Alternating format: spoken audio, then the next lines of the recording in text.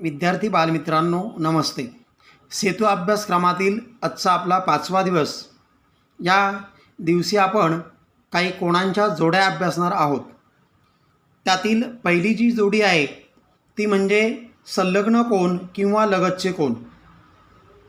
संलग्न कोन किंवा लगतचे कोन. लगतचे म्हणजे जवळचे, संलग्न म्हणजे एकमेकाशी जोडलेले. जेव्हा दोन कोन हे संलग्न असतात तेव्हा त्या दोन कोनांमध्ये सामायिक शिरोबिंदू असतो.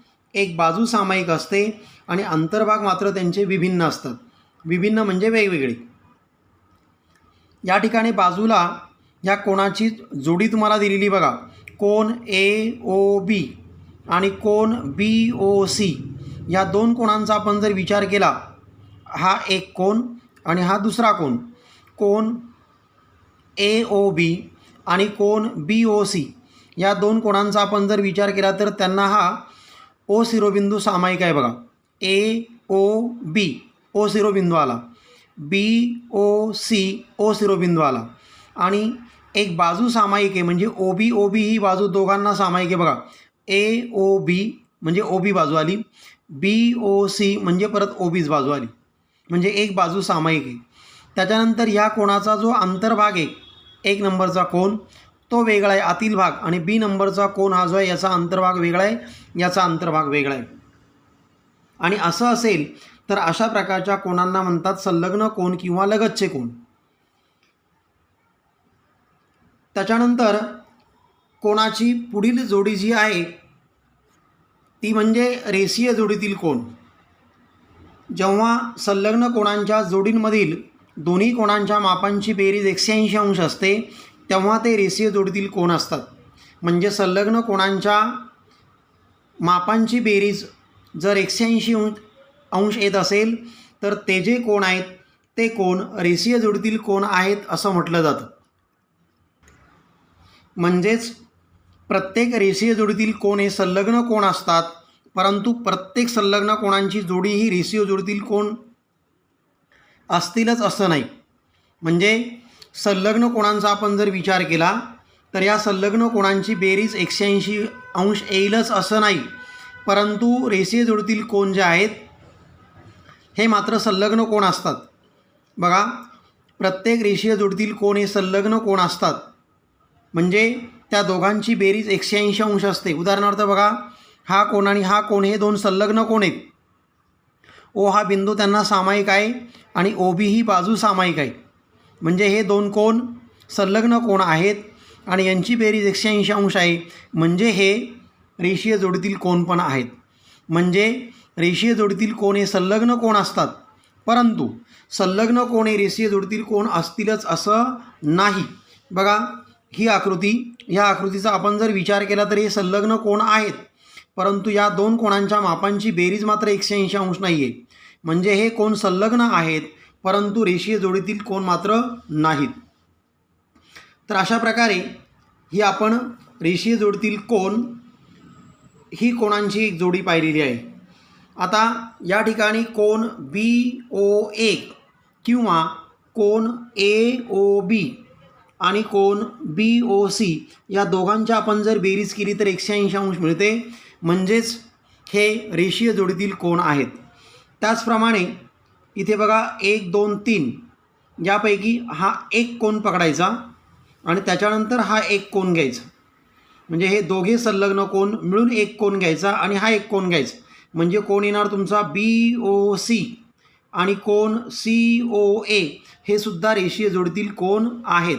आणि मग आकृती Aमध्ये म्हणजे पहिल्या क्रमांकाची आकृती कोन BOD हा पण कोन आपण घेऊ शकतो. कोन BOD आणि कोन AOD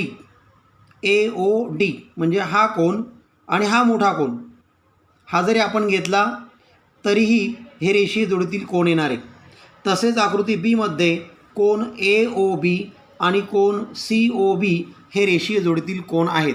अशा प्रकारे रेषीय जोडीतील कोणांच्या जोड्या आपल्याला लिहिता येतात. त्यानंतर कोणाची पुढील जोडी आहे पूरक कोन. जेव्हा दिलेल्या कोणांच्या जोडींमधील दोन्ही कोणांच्या मापांची बेरीज 180 अंश असते तेव्हा ते परस्परांचे पूरक कोन असतात.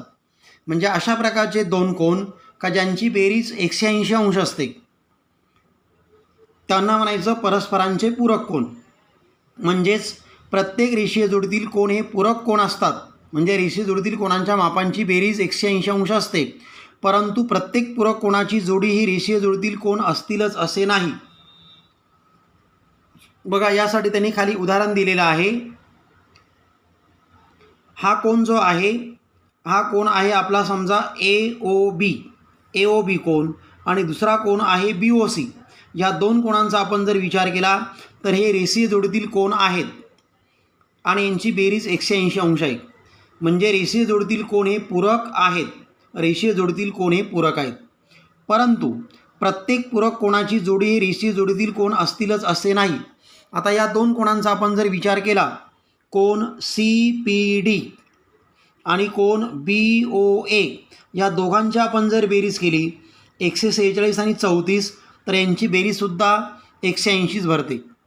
म्हणजे ही पूरक कोणाची जोडी आहे. परंतु हे रेषीय जोडीतील कोन नाही, कारण हे संलग्न कोन पाहिजे आणि त्यांची बेरीज 180 अंश यायला पाहिजे, तेव्हा त्यांना आपण म्हणणार रेषीय जोडीतील कोन. इथे तसं होते, हे संलग्न कोन आहेत आणि यांची बेरीज 180 अंश येते, म्हणून हे रेषीय जोडीतील कोन आहेत. यांची मात्र बेरीज 180 अंश आहे, पण हे संलग्न कोन नाहीत. त्याच्यामुळे या ठिकाणी ही जी जोडी आहे, ही जोडी तुमची रेषीय जोडीतील कोणांची होणार नाही, मात्र पूरक कोणांची जोडी आहे. त्यानंतर पुढील जोडी आहे कोटिकोन. जेव्हा दिलेल्या कोणांच्या जोडींमधील दोन्ही कोणांच्या मापांची बेरीज 90 अंश असते, तेव्हा ते परस्परांचे कोटिकोन असतात. म्हणजे दोन कोणांच्या मापांची बेरीज जर 90 अंश असेल तर त्यांना परस्परांचे कोटिकोन असे म्हणतात. उदाहरणार्थ बघा, हा 60 अंशाचा कोन आहे आणि हा 30 अंशाचा कोन आहे. दोघांची बेरीज 90 अंश आलेली आहे, म्हणजे एकमेकाचे कोटिकोन आहेत. याही ठिकाणी हा 40 अंशाचा कोन आहे आणि हा 50 अंशाचा कोन आहे. या दोघांची बेरीज पण 90 अंश भरते, म्हणजे हेही एकमेकांचे कोटिकोन आहेत. एकमेकांचे म्हणजे परस्परांचे. म्हणजे दोन कोणांची बेरीज जर 90 अंश भरत असेल तर अशा प्रकारच्या कोणांना म्हटलं जातं कोटिकोन. त्यानंतर पुढील कोणांची जी जोडी आहे ती जोडी आहे विरुद्ध कोन. आता विरुद्ध कोन कोणाला म्हणायचं बघा, जेव्हा दिलेल्या दोन्ही कोणांच्या बाजूंपासून विरुद्ध किरणांच्या दोन जोड्या तयार होतात तेव्हा ते परस्परांचे विरुद्ध कोन असतात. जेव्हा दिलेल्या दोन्ही कोणांच्या भुजांपासून विरुद्ध किरणांच्या दोन जोड्या तयार होतात तेव्हा त्यांना परस्परांचे विरुद्ध कोन असे म्हणतात. बघा, हा कोन आहे AOD आणि दुसरा कोन आहे COB. यांच्या ज्या बाजू आहेत, या कोणाची बाजू बघा AOD, ह्या कोणाची बाजू आहे OA आणि OD. यांच्यापासून विरुद्ध किरणांच्या जोड्या तयार होतात. बघा, OAचा विरुद्ध किरण OB आणि ODचा विरुद्ध किरण OC. आणि अशा जोड्या जर तयार होत असेल तर तेव्हा त्या कोणांना म्हणायचं परस्परांचे विरुद्ध कोन. म्हणजे या ठिकाणी हा कोन आणि हा कोन परस्परांचे विरुद्ध कोन झालेले आहेत. त्याचबरोबर हा कोन आणि हा कोन हेही परस्परांचे विरुद्ध कोन झालेले आहेत. म्हणजे कोन AOD हा कोन आणि कोन COB हा कोन हे एकमेकाचे विरुद्ध कोन आहेत. त्याचबरोबर कोन AOC आणि कोन BOD हे एकमेकाचे विरुद्ध कोन आहेत. बघा, कोन AOC व कोन BOD ही विरुद्ध कोणांची एक जोडी आहे. कोन AOC आणि कोन BOD ही आणि ही. त्यानंतर कोन AOD ही जोडी आणि कोन BOC ही जोडी ही विरुद्ध कोणांची एक जोडी आहे. आणि इथे आपल्याला एक गुणधर्म मिळतो, विरुद्ध कोन नेहमी एकरूप असतात. म्हणजे विरुद्ध कोणांच्या ज्या जोड्या असतात त्या एकरूप असतात. उदाहरणार्थ, या कोणाचं माप जर 150 अंश असेल AOC, तर BOD हा जो कोन आहे याचं सुद्धा माप 150 अंशच आपल्याला मिळणार आहे. त्यानंतर AOD ह्या कोणाचं माप जर 30 अंश असेल तर BOC ह्या कोणाचं माप पण आपल्याला 30 अंश मिळणार आहे, कारण विरुद्ध कोन, परस्पर विरुद्ध कोन हे एकरूप असतात. त्यानंतर यावरील स्वाध्याय आपण आता सोडवणार आहोत. काही प्रश्न तुम्हाला दिलेले आहेत, त्या प्रश्नांची उत्तरे मी तुम्हाला समजून सांगणार आहे. हे सर्व प्रश्न तुम्ही वहीमध्ये लिहायचे आहेत आणि त्याची उत्तरे पण लिहायची आहेत.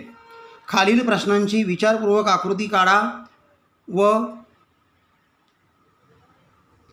आकृतीला अनुसरून उत्तरे लिहा. म्हणजे तुम्हाला दिलेल्या माहितीप्रमाणे त्यांनी आकृती काढायला सांगितलेली आहे आणि त्यानुसार तुम्हाला काय करायचं आहे, उत्तरे लिहायला सांगितलेली आहे.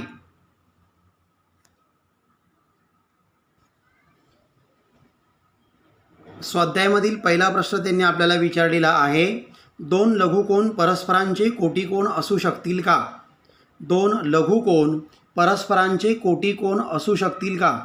आता कोटिकोन म्हटल्यानंतर काय, तर दोघांची बेरीज आपल्याला 90 अंश यायला पाहिजे.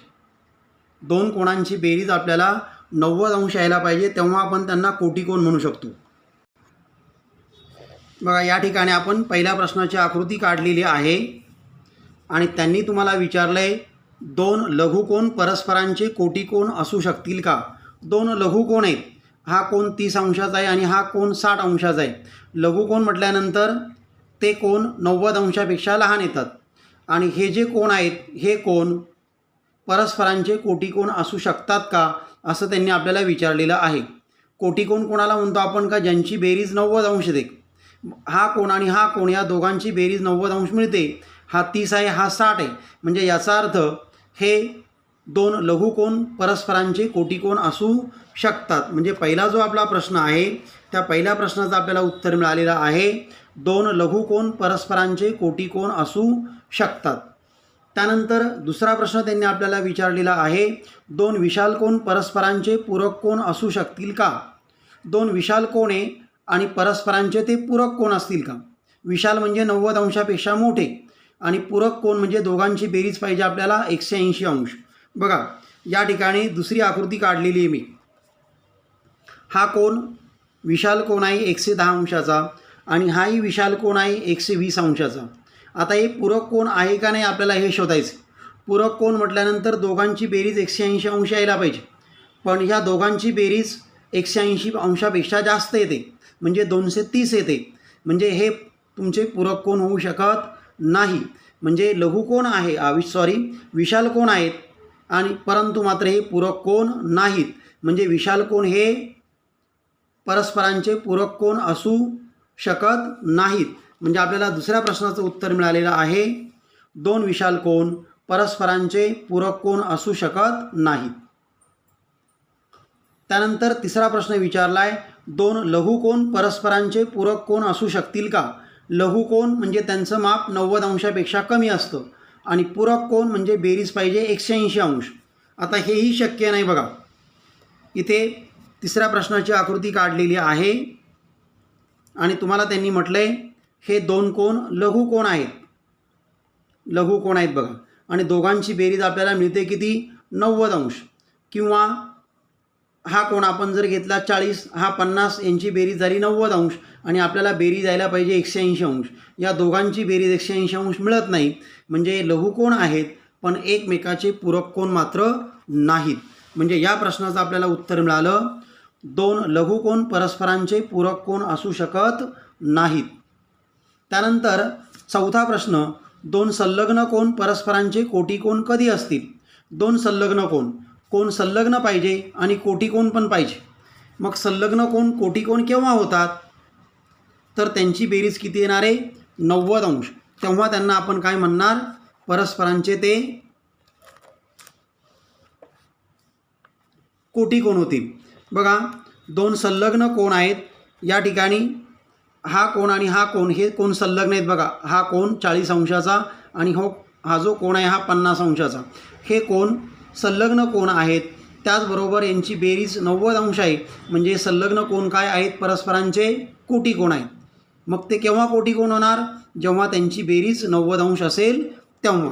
म्हणजे या प्रश्नाचं आपल्याला उत्तर मिळाले, दोन संलग्न कोन परस्परांचे कोटिकोन कधी असतील? जर संलग्न कोणांच्या मापांची बेरीज 90 अंश असेल तर ते कोन परस्परांचे कोटिकोन असतील. आणि त्यानंतर शेवटचा प्रश्न, दोन विशाल कोन परस्परांचे रेषीय जोडीतील कोन असू शकतील का? दोन विशाल कोन आहे आणि ते रेषीय जोडीतील कोन असतील का? म्हणजे बेरीज त्यांची 180 अंश येऊ शकेल का? आणि परत ते आपल्याला संलग्न पण पाहिजे. दोन विशाल कोन. आता पहिला विशाल कोनाची आकृती इथे काढली बघा मी. पाचवा प्रश्न, हा एक विशाल कोन आहे 110 अंशाचा इकडे आणि हा आहे 100 अंशाचा. म्हणजे विशाल कोण आहेत आणि आपल्याला रेषीय जोडीतील कोणांची बेरीज यायला पाहिजे 180, म्हणजे यांची बेरीज 180 येत नाही.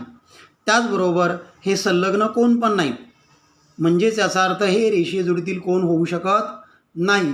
म्हणजे दोन विशाल कोण परस्परांचे रेषीय जोडीतील कोण असू शकत नाहीत. अशा प्रकारे या 5 प्रश्नांची उत्तरे तुम्ही तुमच्या वहीमध्ये लिहून ठेवायची आहेत. धन्यवाद.